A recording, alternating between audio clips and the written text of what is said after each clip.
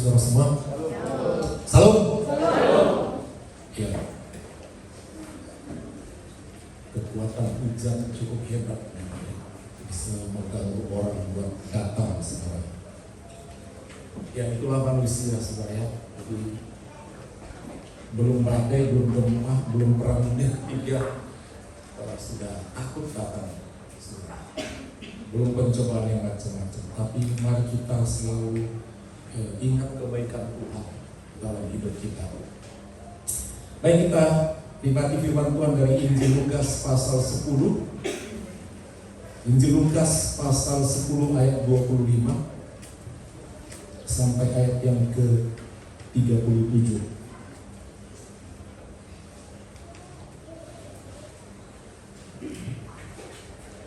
Saya kembali minta kita bangkit berdiri sehingga kita fokus membaca kitab suci yang ada di tangan saudara.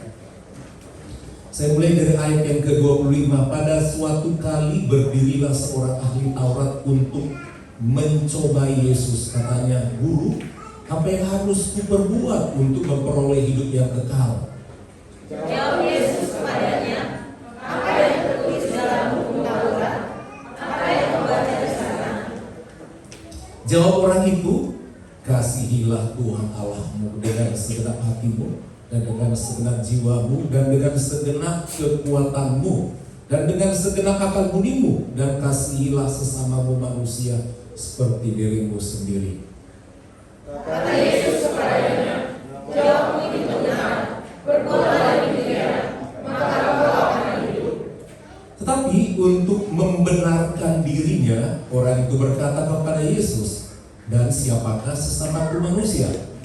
Jawab Yesus, "Adalah seorang yang turun dari Yerusalem ke Yeriko.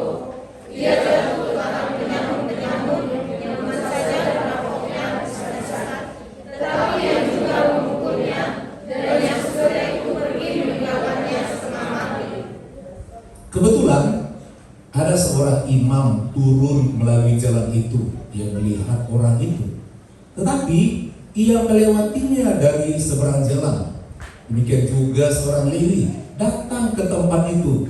Ketika ia melihat orang itu, ia melewatinya dari seberang jalan.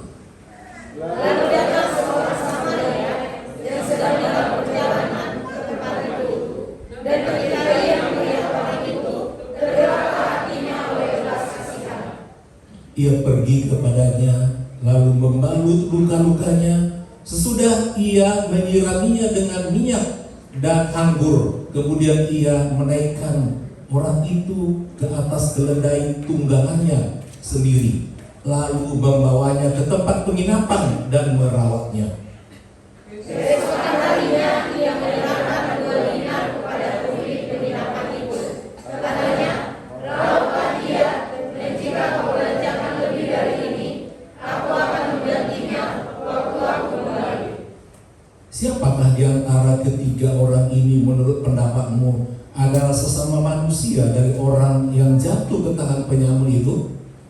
Jawab orang itu, "Orang yang telah menunjukkan belas kasihan kepadanya." Kata Yesus kepadanya, "Pergilah dan berbuatlah demikian." Puji Tuhan, silakan dulu. Yang berbahagia hanyalah orang-orang yang mau teratur mendengar firman Tuhan, merenungkan dan mau melakukannya sekarang. Sekarang ini satu kisah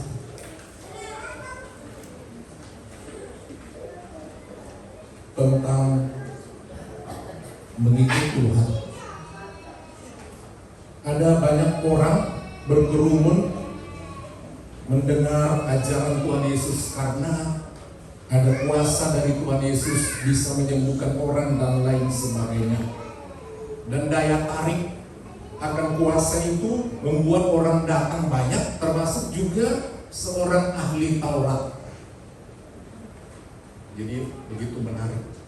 Kalau saudara punya karisma, punya kelebihan dalam berbagai hal, saudara bisa menarik orang. Kalau saudara juga punya kelebihan dalam hal kerohanian, dalam hal berbuat baik, saudara bisa membawa orang datang ke gereja ini. Jadi ada daya tariknya. Mungkin daya tariknya, gedungnya, musiknya, musiknya, macam-macam. Kalau saudara cantik sekali sebagai gadis, saudara bisa memikat banyak lelaki. Jadi daya tarik.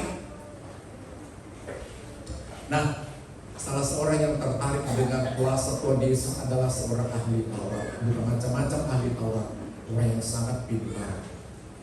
Dia menguasai hukum Tuhan, hukum Taurat.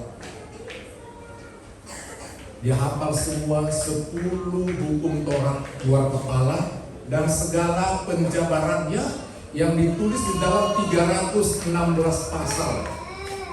Dia hafal 316 pasal, demikian juga ribuan contoh pelaksanaan dalam kehidupan sehari-hari di dalam mengikuti hukum Taurat.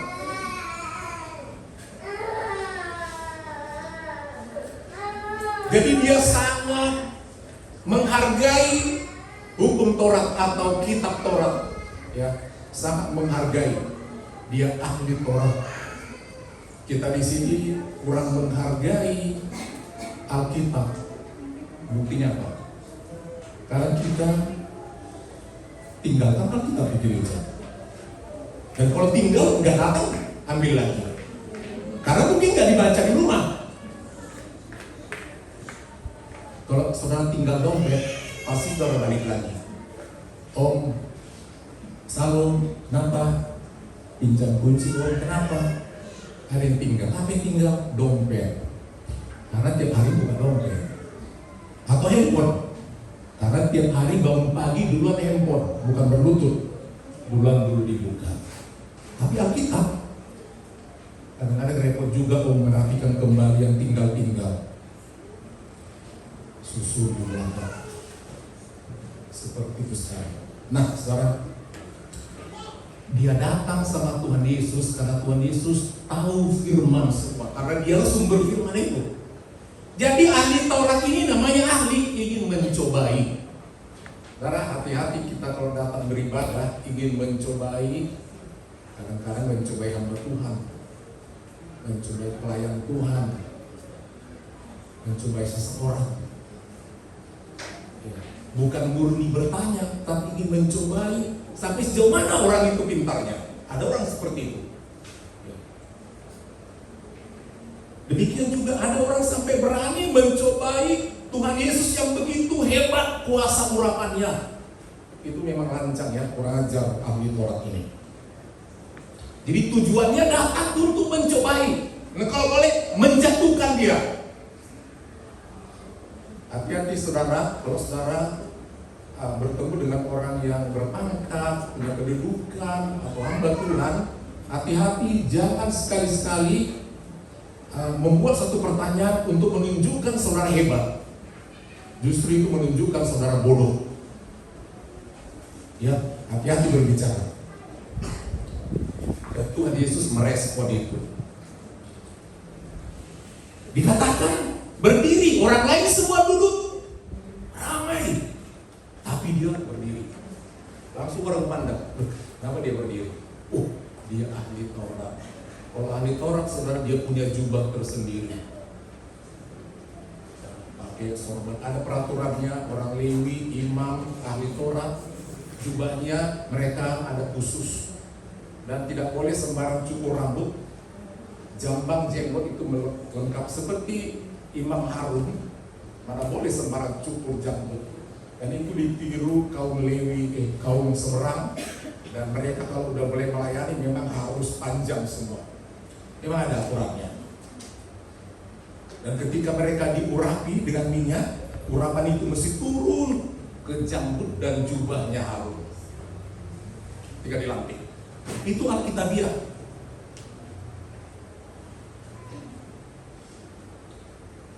Rasul Paulus satu kali juga pernah seperti itu, udah begitu panjang sehingga dia katakan, tunggu dulu, aku harus mencukur rambutku dulu. Karena memang ada aturannya pada zaman itu. Saudara tahu kisah Simpson dan semua para rasul di perjanjian baru, mereka semua pasti panjang rambutnya. Dan itu tidak bisa sembarang. Saudara pernah melihat juga foto-foto Tuhan Yesus, itu secara tradisi pun pasti panjang. Ada urapan kuasa di situ.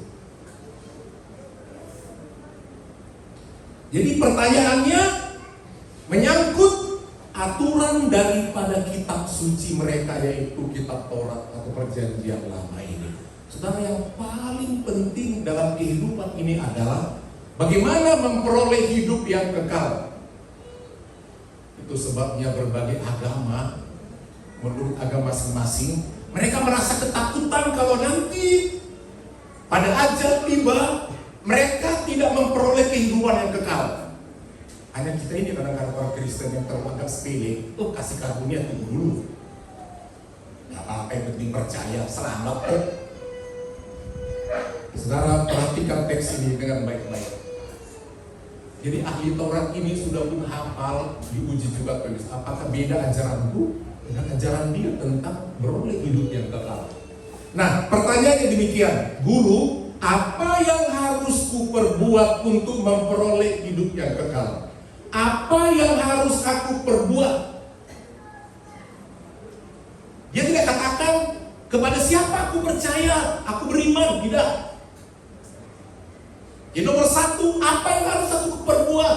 Dan itu semua diajarkan oleh berbagai agama di dunia ini. Hindu, Buddha, Muslim, semua.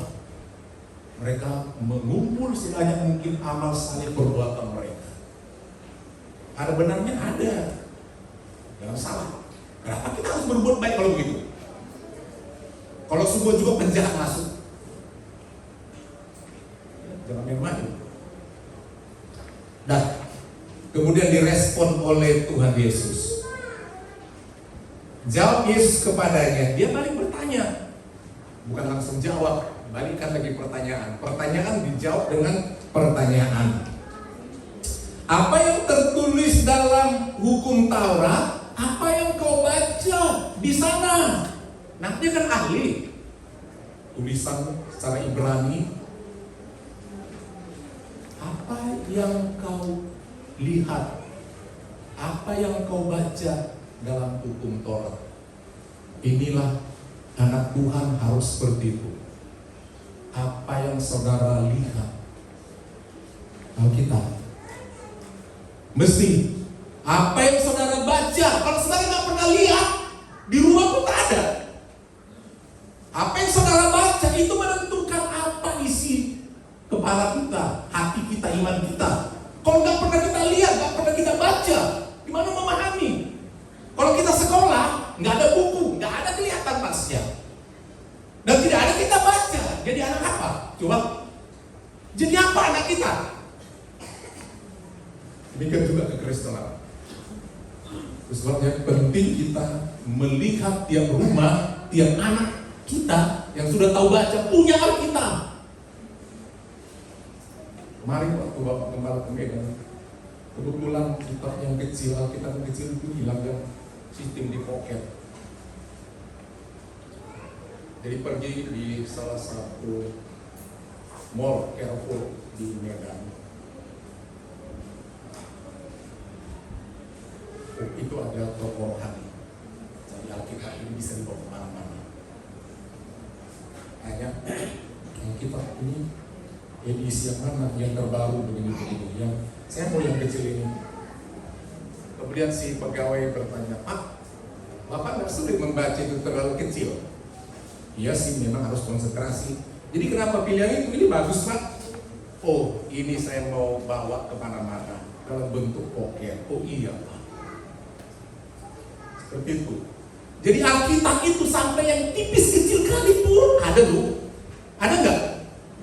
Ada kecil kali. Gimana bacanya itu mesti kaca pembesar mungkin. Tapi ada. Berbagai. Terus ada dijual juga buku endek. Seperti itu. Oh, kadang-kadang perlu juga dibaca ini. Dulu ikut orang tua pakai itu, tapi waktu dibuka cetakannya kurang jelas, mungkin difotokopi atau nggak jadi beli. Nah saudara, Tuhan Yesus balik bertanya, coba kita yang ditanya sama Tuhan, kau bilang kau Kristen, kau udah dibaptis, kau punya kitab, saudara, kau baca, sudah selesai bacanya. rencanaku, cita-citaku tentang engkau ada di Alkitab. Kau tidak baca tujuan hidupmu nanti? Sayang sekali saudara. Jadi balik bertanya, dan kemudian namanya ahli Taurat bisa menjawab. Jawabannya demikian. Jawab orang itu. Ini perhatikan ya. Tadi pertanyaannya, apakah yang aku perbuat supaya aku beroleh hidup yang kekal?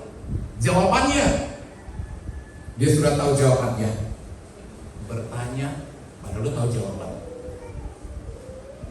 Kan gak bagus begitu. Udah tahu jawabannya, tanya lagi. Apa yang kau baca? Rupanya betul-betul dia lihat dan dia baca. Rupanya untuk memperoleh hidup yang kekal menurut hukum Taurat, kasihilah Tuhan Allahmu, titik. Itu nomor 1. Sebabnya hamba Tuhan selalu ingatkan kita, ingat Tuhan, ingat kebaikan Tuhan yang luar biasa itu. Mari kita balas tinomat sekali seminggu ke bait Allah. Itu udah terminim. Salah satu tanda mengasihi Tuhan, hujan pun namanya cinta. Kalau dulu waktu bapak gembala pacaran, hujan begini skep namanya cinta. Datang. Bukti nggak datang ke gereja, tak cinta Tuhan. Ya, itu bukti. Ada rasa syukur.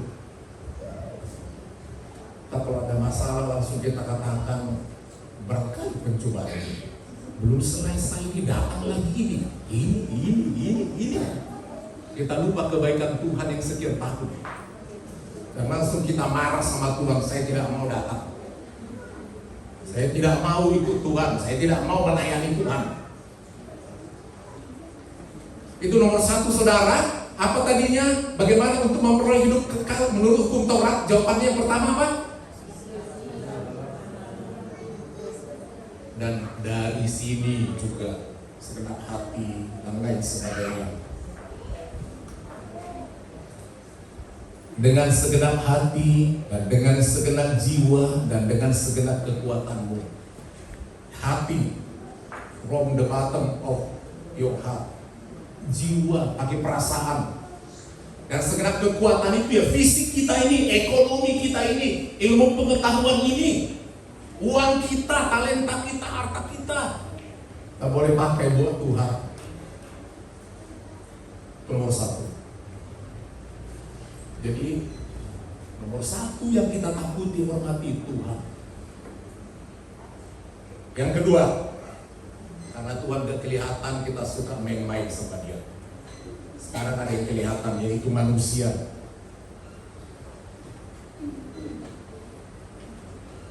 Dan selanjutnya dikatakan, kasihilah sesamamu manusia seperti dirimu sendiri. Sesama manusia. Manusia dengan manusia, bukan manusia dengan harta, bukan manusia dengan benda yang lain. Nomor 1 saudara, mengasihi manusia setelah mengasihi Tuhan, karena manusia itu ditebus oleh darah Yesus. Harganya mahal. Yesus tidak pernah mati bagi benda-benda yang lain. Dia datang untuk dunia. Jadi itu yang dikasih Tuhan, itu yang kita kasih. Jadi sesama manusia. Banyak orang lebih sayang hartanya, jobnya, skillnya, apanya. Seperti diri sendiri. Ini yang paling sulit. Seperti diri sendiri. Ini sulit. Satu kali ada seorang hamba Tuhan mempraktekkan yang dikobahkan bukanlah gampang. Amin Bapak Ibu. Mempraktekkan yang dikotbahkan bukanlah gampang. Adalah seorang terpenjara, masuk famili dari hamba Tuhan itu.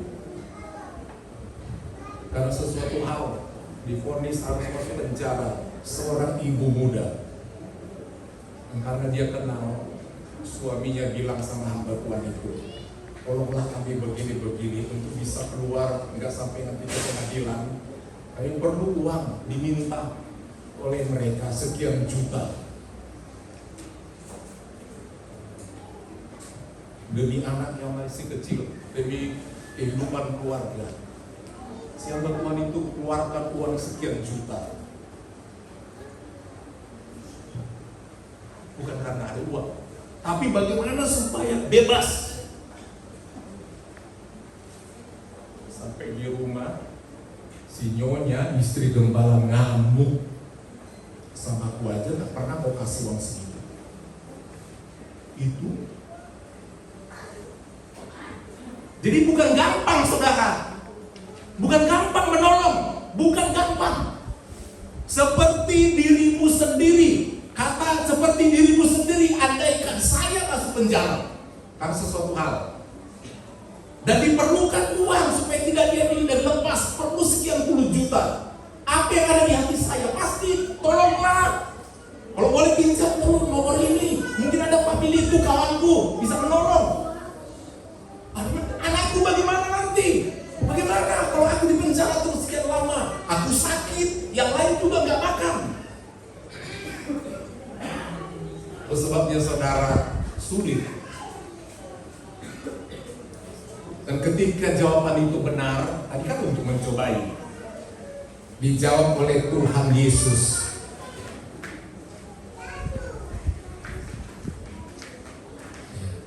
Kata Yesus kepadanya, jawabmu itu benar, perbuatlah demikian, maka engkau akan hidup. Jadi disalahkankah hukum Taurat itu oleh Tuhan Yesus? Halo, disalahkankah? Mana? Jawabmu itu benar. Jadi saudara, untuk memperoleh hidup kekal, apa persyaratannya? Kasihilah Tuhan Allahmu dengan segenap hatimu, jiwamu, dan segala. Yang kedua, kasihilah sesama manusia. Jadi semua agama secara umum berbuat itu dengan harapan belas kasihan Tuhan bisa masuk ke pintu itu oleh karena perbuatan. Dan jawaban Tuhan Yesus, jawabanmu itu benar 100 karena lakukan. Nah, saudara, tidak selesai cerita itu, tetapi untuk membenarkan dirinya, orang itu berkata kepada Yesus. Ini dia, saudara. Dia tahu itu sulit. Teorinya ahli Taurat itu tahu itu sulit. Dia merasa dia sendiri nggak sanggup melakukannya. Ya, ngasih Tuhan ya, dan ngasih sana, tunggu dulu. Bagaimana itu? Maka ditanya dalam 17. Jadi siapa sesama manusia itu? Akhirnya Tuhan membuat satu cerita. Saudara perhatikan tokoh-tokoh yang ada di dalam cerita ini. Siapa itu dan siapa? Saudara masuk kemana? Ini perlu lihat. Saudara masuk golongan mana di situ?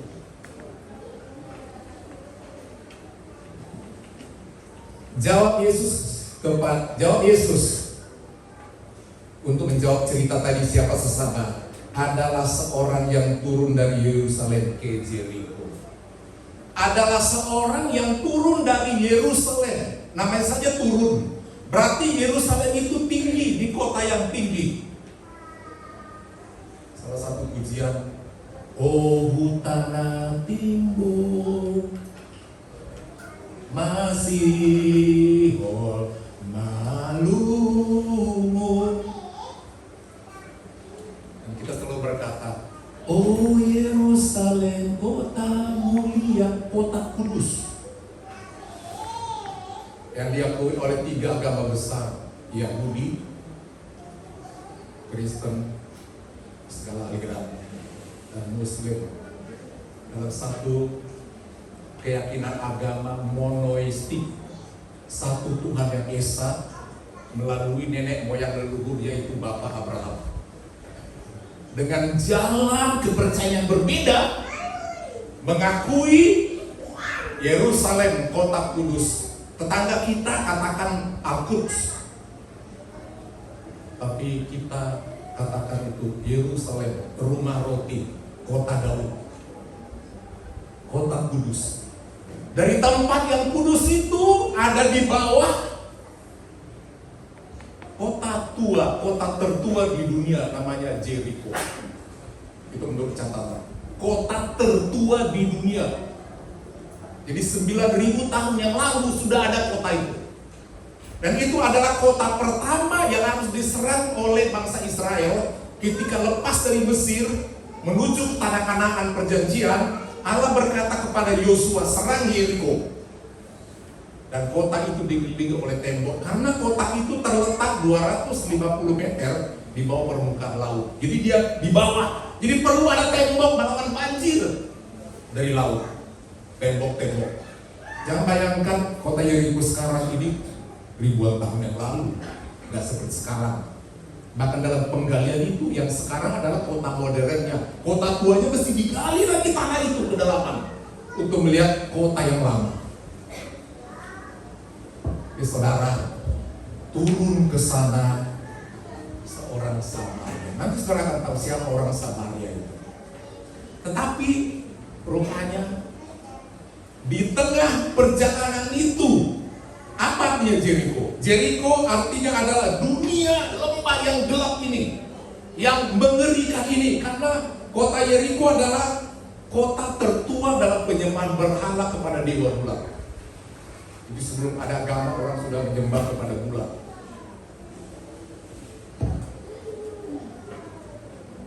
Lewatlah turun ke Jericho.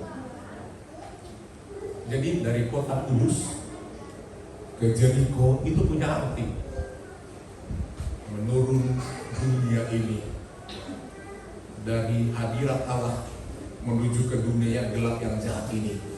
Dan dalam perjalanan itu dia disambut, dia dirampok, udah habis diambil, nggak puas dengan harta yang diambil, orang itu disiksa dan ditinggalkan, dikatakan hampir mati, berarti setengah mati.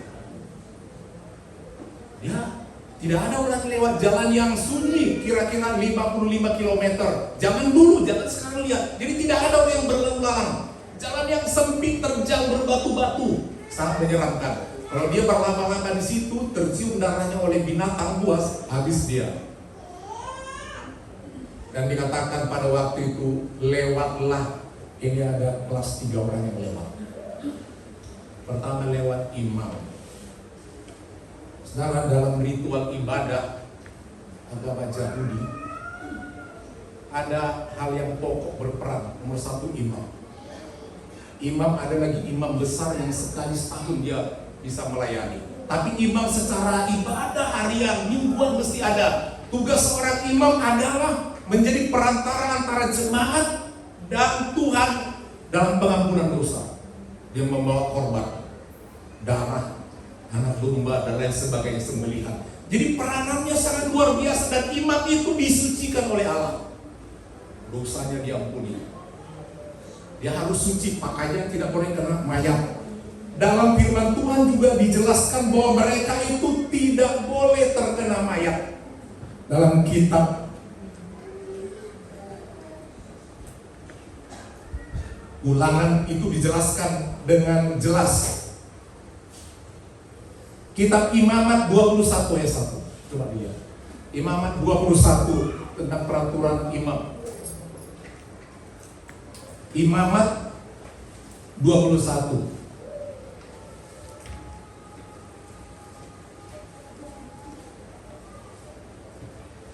Tuhan berfirman kepada Musa, berbicaralah kepada para imam, anak-anak Harun, dan katakan kepada mereka, seorang imam janganlah menajiskan diri dengan orang mati di antara orang-orang sebangsanya. Ya, kenapa? Dia tidak boleh terkena mayat. Kalau dia terkena mayat itu dianggap najis. Orang kalau sudah meninggal sama dengan bangkai. Makanya dalam bahasa Batak, digan bakena ya, dibawa, kan gitu. Bangkai. Saudara cantik sekali karena ada nyawa Tuhan kasih. Saudara putus nyawa, saudara bangkai. Bau busuk. Tak ada yang mau kita banggakan, bro. Di situ saudara sakit, udah mulai baunya datang. Amin apa amin? Ngilet aja bau dari hidung. Sakit perut bau semua. Udah mati bau kali. Makanya cepat-cepat agama seberang itu, jangan lama-lama najis. Mesti cepat. Kalau kita masih dipermak, dipoles, kasih jas, kasih macam-macam biar awet semua. Udah berapa hari pun masih cium-cium. Tapi kalau kita katakan najis, boleh pegang. Itu manusia, jangan anggap hebat. Nggak ada yang mau kita hebatkan di dunia. Jadi kalau udah mati, gak ganggu sama itu. Jangan pegang, najis. Kau nanti tidak bisa melayani. Karena apa yang kau pegang itu menajiskan dirimu. Kau pegang istrimu menjadi najis, anakmu najis, gak boleh melayani. Ada hukum yang pentahirannya lagi. Mesti dikorbankan lagi hewan supaya dia menjadi tahir. Itu pun tunggu beberapa hari baru dia boleh melayani. Mengerikan ya. Jadi imam itu orang baik apa enggak? Halo? Imam itu seorang yang baik apa enggak? Baiklah. Kalau gak ada imam gak ada rumah Allah. Karena dia perantara. Jadi dia menjaga kesuciannya. Dan ketika dia lewat, apakah dia mau ke Yerusalem atau mau turun? Nggak dijelaskan. Tapi lewat, apa mau naik atau mau turun? Nggak dijelaskan. Tapi ketika dia lihat, kayaknya udah mati, udah diam, nggak berani. Dipegang nanti, najis pula aku, nggak bisa jumpa istri, anak mau makan. Najis kami semua. Kalau aku pun nggak pergi nanti ke Yerusalem, najis aku, nggak bisa aku melayani. Padahal sekali melayani, upahnya besar bagi seorang imam. Nggak hidup keluargaku, itu jelas. Kayak dia ngambil jalan selamat. Udah mati nih. Kadang setengah mati. Kalau udah setengah mati bergerak lagi setengah mati. Udah diam kan? Ngapain periksa. Dia pun terus meneruskan perjalanannya. Nggak berani megang. Kalau saudara seperti itu jadi imam, saudara berani pegang nggak? Bandingkan dengan diri saudara dulu. Kita seringkali katakan, itu gambaran pendeta imam itu. Tahu khotbah tapi nggak berani melakukan. Kalau saudara jadi imam benar, waktu itu mungkin saudara pikir juga mau megangnya. Ya demi ini, demi itu. Kalau saudara lihat di jalan ditabrak orang hampir mati, gak ada orang yang melihat, saudara berani langsung pegang? Belum tentu. Nanti bisa dituduh orang dia nabrak itu. Banyak pertimbangan. Tiba-tiba dompetnya hilang, dia yang tadi yang mengangkat, dia ambil. Banyak pertimbangan. Hilang gelangnya, emasnya, kita bisa dituduh dan lain sebagainya. Jadi saudara, imam itu bisa gambar kita. Amin.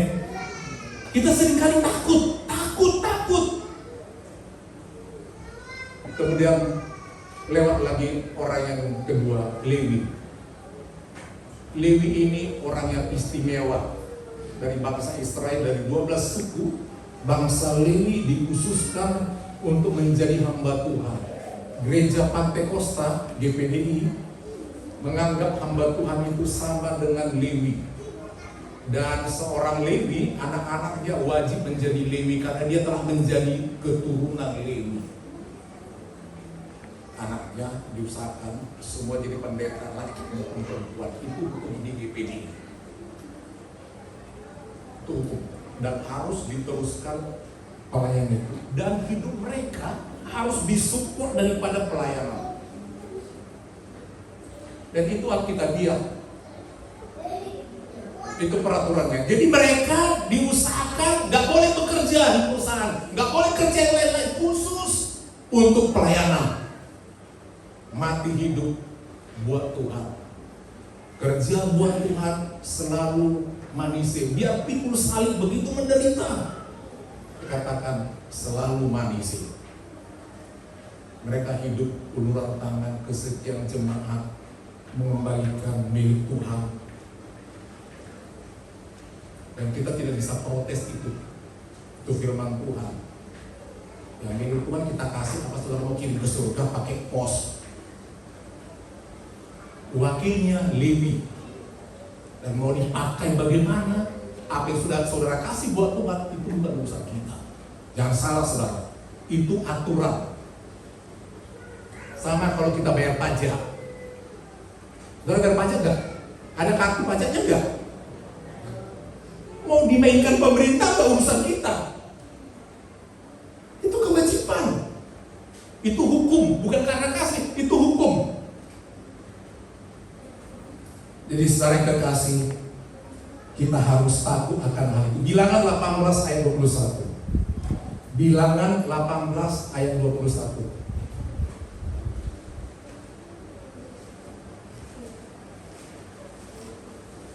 Ya, ini teksnya. Bilangan 18 ayat 21 kata Tuhan mengenai Bani Lewi. Jadi suku lain nggak boleh dalam tugas itu. Bani Lewi, sesungguhnya aku itu Bapa Yahweh. Aku berikan kepada mereka segala persembahan persepuluhan di antara orang Israel sebagai milik. Sebagai aku berikan, itu perintah. Dan sampai sekarang pun seperti itu orang Lewi. Walaupun bait Allah udah runtuh, dalam ibadah-ibadah Yahudi sampai sekarang orang Israel diberkati karena itu. Begitu ketat. Itu aturan. Dan suku itu masih terjaga sampai sekarang. Itu sebabnya berusaha Israel membangun kembali bait Allah. Orang bertanya, apa masih ada? Bani Lewi masih ada dan dididik. Dan nanti sebelum Tuhan Yesus datang, bait Allah itu harus berdiri dan Bani Lewi akan melayani. Dan dari Bani Lewi itu dipilih juga seorang imam besar dan dia menjadi antikristus nantinya sebelum Tuhan Yesus datang. Itu semua diberi 10% sampai sekarang, sampai nanti berdiri bait Allah yang ketiga jelang perang dunia ketiga. Karena ayat kita mengatakan demikian, nanti akan duduk di bait Allah itu seorang yang menyebut dengan antikris. Satu kali ada seorang pendeta ikut dalam tur ziarah ke tanah suci kita, ke Israel. Adalah seorang pemandu Yahudi. Pas lagi perjalanan istirahat dulu ke toko roti. Semua para hamba-hamba Tuhan dan grupnya beli roti dan ditawarkan sama pemandu wisata orang Yahudi. Pak, ayo makan, ini buat Bapak. Makanlah. Oh tidak. Yang lain juga menawarkan. Ini Pak, makanlah rotinya. Enggak. Oh kalau enggak mau roti yang ini. Enggak. Bingung si pendeta. Dia bertanya, kenapa Bapak tidak mau? Kami nggak enak, kami lapar, kami makan. Pasti Bapak juga lapar, udah panjang perjalanan. Makanlah ini oleh-oleh dari kami, dari Indonesia. Karena nggak dimakan juga, kesal juga ya. Dikasih yang enak-enak nggak ada yang mau. Aja ditanya, kenapa nggak mau makan? Jawabannya sederhana. Saya tidak jamin kalian di Indonesia uang membeli makanan ini sebelum kalian beli sudah kalian kasih permulaannya. Sebab kalau aku makan, aku najis. Sebab kami semua tidak makan yang tidak bagian kami. Itu Yahudi. Yang bukan bagianmu jangan makan. Jadi dia tidak mau makan. Begitu ketatnya, tak heran Israel diberkati. Amin. Karena dia tidak makan yang bukan punyanya. Coba, bukan piring saudara makan. Coba itu, piring orang saudara makan. Sebabnya saudara, bukan gampang menjadi anak Tuhan. Kita harus tahu mana bagian kita. Kita harus tahu mana istri kita. Amin. Yang amin. Itu hanya gambaran saja. Yang bukan bagian kita jangan.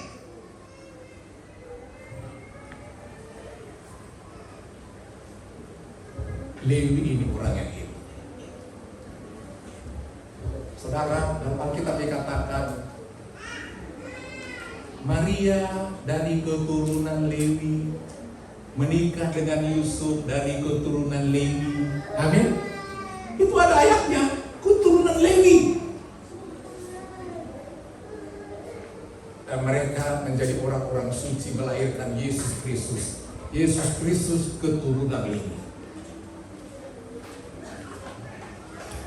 Jadi orang Lewi ini pun tidak berani. Dia lihat kayak tak ada lagi nafasnya, hancur.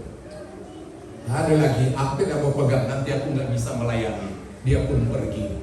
Tapi lewatlah orang Samaria. Tidak tahu apakah dari Yeriko ke Yerusalem atau dari Yerusalem ke Jeriko. Tapi lewatlah orang Samaria. Orang Samaria dianggap orang yang berdosa, orang yang paling bersalah. Karena mereka banyak melanggar firman Tuhan. Tidak ada hubungan dengan orang Yahudi. Apa yang sudah dipegang oleh orang Yahudi tidak boleh dipegang oleh orang Samaria. Demikian sebaliknya, saling menajiskan masing-masing. Dan ketika lewat orang Samaria itu dilihat, kasihan sekali. Dia naik keledai waktu itu. Dia turun dari keledainya. Rupanya orang Samaria ini kalau kemana-mana ada bekalnya. Kalau dalam perjalanan jauh takut ada kecelakaan, dibawa anggur, dibawa minyak atau minyak zaitun, dan dibawa kain seperti perban. Wah, kayak dokter ya. Dokter secara umum kalau kemana-mana pasti ada toolkitnya kecil, ada untuk peralatan menolong orang kalau mendadak sakit. Apa saja? Apakah tensi atau stetoskop, ya, obat merah, P3K-nya ada di bawah. Dokter secara umum kemana-mana dalam tasnya itu ada. Pertolongan pertama. Secara ketika dilihatnya, apa dikatakan? Tergeraklah hatinya oleh belas kasihan. Amin Bapak Ibu. Dalam hidup ini pakai hati, jangan pakai ini saja. Nah, orang Lewi tadi memang nggak ada itu. Pikirannya pelayanan saja. Udahlah. Tapi orang Samaria belas kasihan. Kita diselamatkan oleh belas kasihan. Belas kasihan Tuhan. Di dalam hati kita pun mesti ada belas kasihan itu. Dan waktu itu dia karena kasihan, dia turun dari keledainya. Dia ambil anggur untuk supaya tidak mati. Itu adalah semacam alkohol. Dia bersihkan dengan anggur. Dengan sayangnya dia dibersihkannya. Kemudian diambil minyak, itu minyak zaitun. Minyak zaitun sama dengan pengurapan atau penyebuh. Kasih minyak, udah bersih semuanya, dibalik padanya mana duka, udah bersih. Padahal gak ada hubungan saudara sama dia. Kemudian diambilnya kain perban, dia balut, mungkin di kepalanya, mungkin kakinya, mungkin di pahanya, dia balut, semua ada. Dan setelah itu dia angkut ke keledainya. Tadinya dia yang naik keledai, sekarang siapa naik? Korban. Dia jalan kaki di tangannya, pegangnya di bawahnya. Kemana dibawa dalam ayat tadi? Kemana? Rumah penginapan itu tempat menumpang. Satu kali waktu Tuhan Yesus mau lahir tidak ada tempat untuk penginapan. Ngeri sekali ya. Kemudian saudara, apa yang terjadi sampai di rumah penginapan? Dikatakan dia merawatnya di situ. Numpang, tentu dia bayar uang penginapan. Numpangnya sekian hari aku merawat dulu orang ini. Dirawat, rupanya belum sembuh. Dia harus meneruskan perjalanan. Kemudian dia datang kepada pemilik rumah penginapan itu. Tolong ya, kasih ini 2 dinar. Kalau kurang nanti aku balik, aku kasih lagi. Tolong dirawat sampai sembuh. Apa arti daripada kalimat itu? Dan selanjutnya dia bayar semua biaya itu. Dan Yesus bertanya kepada orang banyak, termasuk kepada ahli Taurat itu. Jadi kira-kira kalian tadi kan bertanya, siapa sesamamu itu? Dari cerita tadi yang aku bikin, ada orang ini.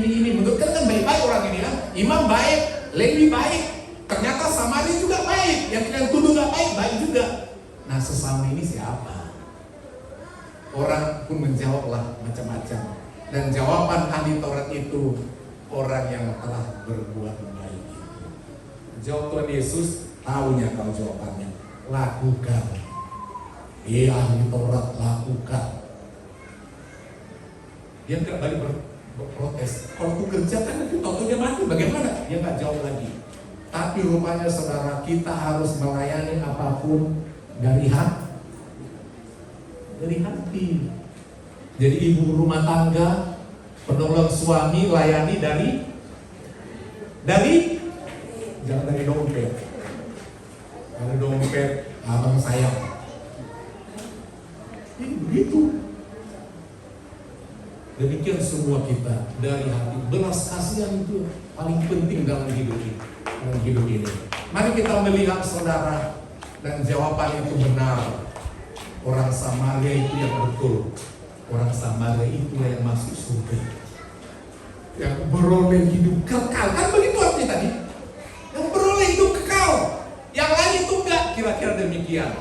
Tetapi dari sekian banyak orang itu, siapa yang harus diikuti?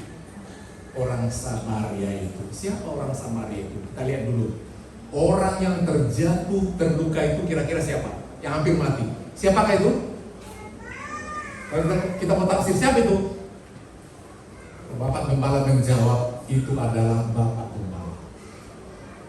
Dan hampir mati. Disamun oleh keinginan daging. Seringkali kita bilang iblis yang membuat orang jatuh. Siapa bilang?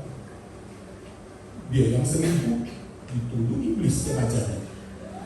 Dia mencuri, dituduh iblis. Sejak kapan? Iya kan? Satu kali Tuhan didatangi sama iblis. Tuhan, aku mau resign jadi iblis. Kenapa? Tugasku kan tiap hari kan jatuhkan orang. Iya sih, tapi kayaknya nggak perlu lagi aku kerjakan itu. Kenapa? Jobku udah dipegang orang semuanya. Situ mencuri gak buat jari. Mana ada buat jari? Jumpa aku gak? Itu korupsi sekian miliar, dapat pun aku enggak. Tapi ngomong ceritanya yang lagi pencobaan.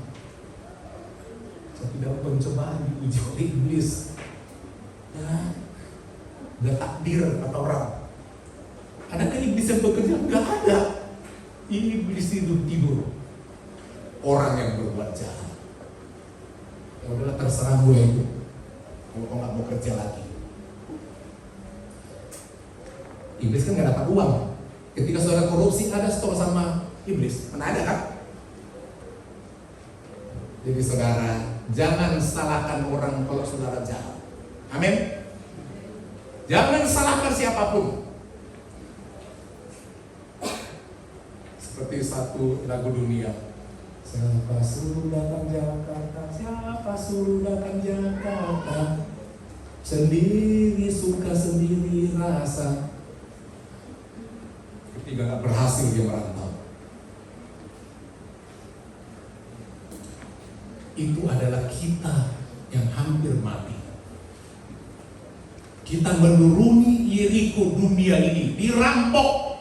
Kita menderita hampir mati. Kita dikuasai oleh dosa, keinginan diri kita. Dan kita berharap ada orang menolong, orang leni. Ya. Imam tidak. Jangan saudara berharap pendeta menolong saudara kalau saudara hampir mati. Saudara harus berusaha bagaimana. Tapi bersyukurlah ada datang orang Samaria. Dia adalah Yesus. Cerita itu mau menggambarkan bukan Tauratmu itu yang menyelamatkan. Aku menyamar jadi orang Samaria. Aku dituduh jahat dan disalibkan. Aku dituduh macam-macam. Tetapi apa yang kulakukan adalah untuk menyelamatkan orang yang hampir mati. Orang Samaria itulah yang menyelamatkan saya. Amin. Amin. Dia datang hampir mati, terluka. Dia datang, ditaruhnya kali Tuhan Yesus berkata dalam perjamuan, dia ambil anggur, inilah darah. Anggur menghidupkan kita. Amin. Darah Yesus yang menyelamatkan kita, menghidupkan kita. Dibalut luka kita, penyakit yang termati oleh darahnya. Kita dihidupkan kembali, mencapai hidup kekal oleh darahnya. Kemudian setelah itu dikasih minyak.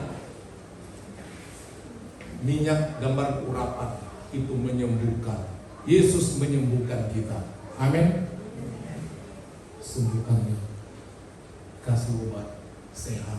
Selanjutnya dikatakan diambil kain untuk membalut. Dia balut luka kita oleh kekudusan Tuhan, oleh jubahnya, oleh kainnya Tuhan, oleh pengorbanannya, semua dia balut.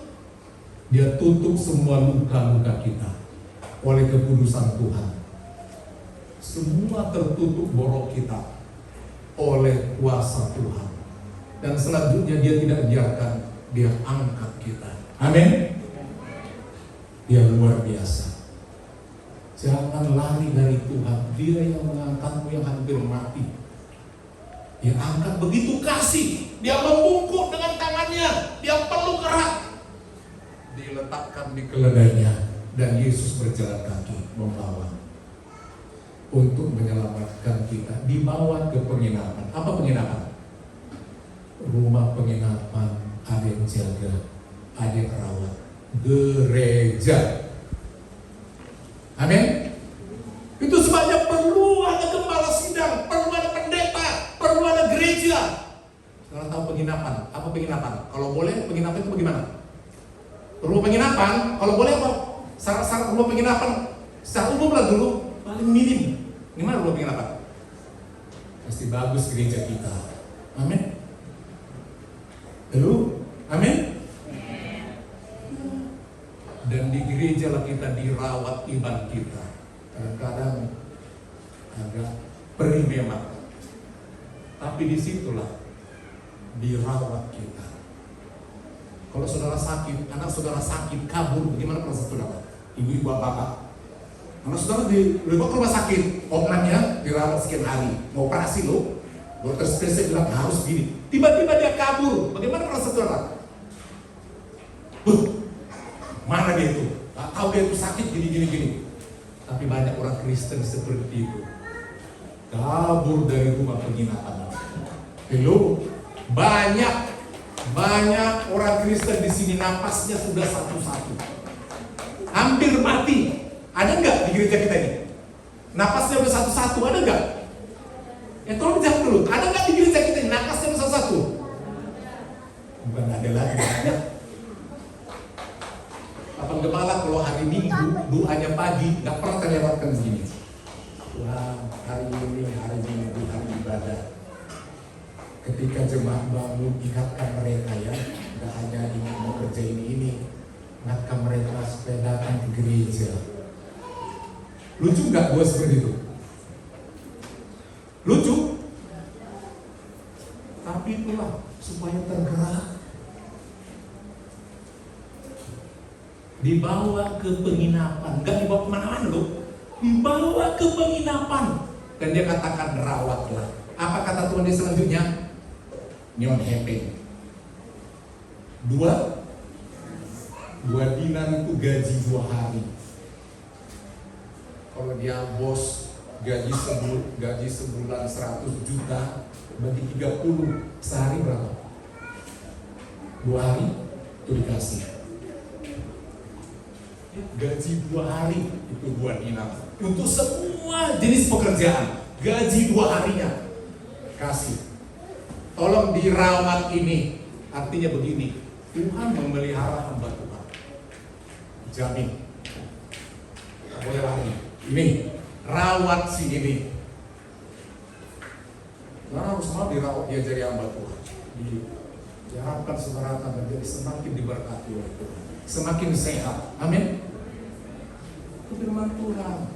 Jadi kalau kadang-kadang Bapak Gembala ingatkan, ya wajar. Pemilik penginapan itu memang merawat.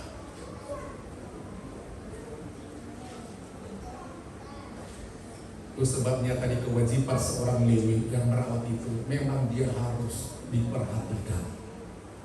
Kami hamba Tuhan dilarang semuanya keras bekerja di luar, harus hidup dari jemaat. Itu aturan Tuhan. Supaya apa? Supaya perawatan itu lebih bagus, gereja lebih bagus, khotbah lebih bagus, mungkin lebih sukacita. Gereja lebih bagus, lebih besar. Mari kita sebagai anak Tuhan, Tuhan itu sangat baik. Dia mau menggendong saudara, amin. Dia mau menyembuhkan saudara.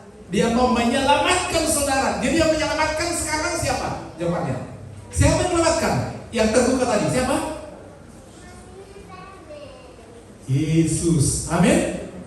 Apakah ahli Taurat tadi yang harus begini lagi? Siapa yang menyelamatkan? Yesus. Karena jawabannya kamu jadi ke situ. Jadi ke situ. Orang Samaria itu sesama. Jangan pernah tinggalkan Yesus yang serahkan darahnya bagimu, yang membalut luka-lukamu, yang menyembuhkan segala sakit hati, penyakit apapun. Kalau saudara lagi sakit hati, kemana pergi? Jangan curhat di media sosial, amin. Curhat di mana? Sama Tuhan Yesus saja, nangis. Dia akan membalut lukamu. Setiap doa pasti Tuhan akan jawab. Kalau saudara sungguh-sungguh ada koneksi dengan Dia, amin.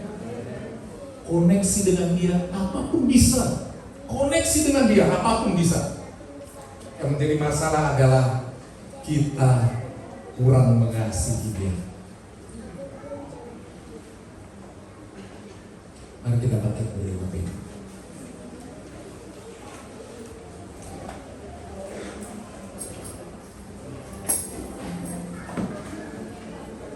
Kita ini hidup karena Tuhan, bukan karena yang lain.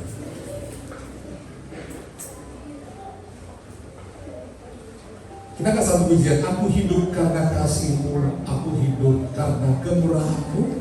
Tak ada yang dapat aku banggakan selain diri-Mu.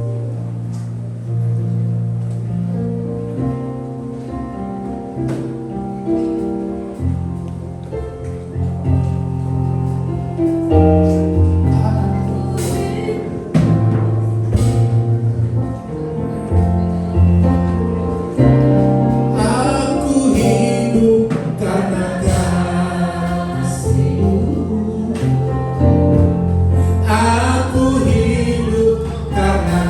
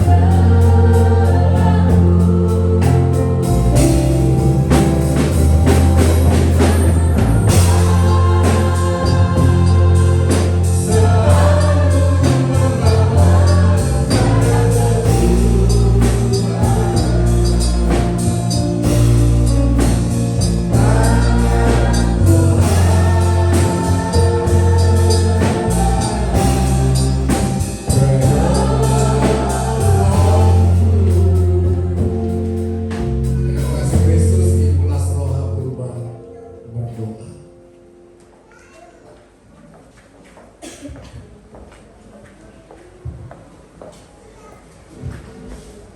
kasih Tuhan. Terima kasih Bapak. Karena tetap tangan kasih-Mu Tuhan selalu menjaga Bapakku yang baik di setiap jalan hidup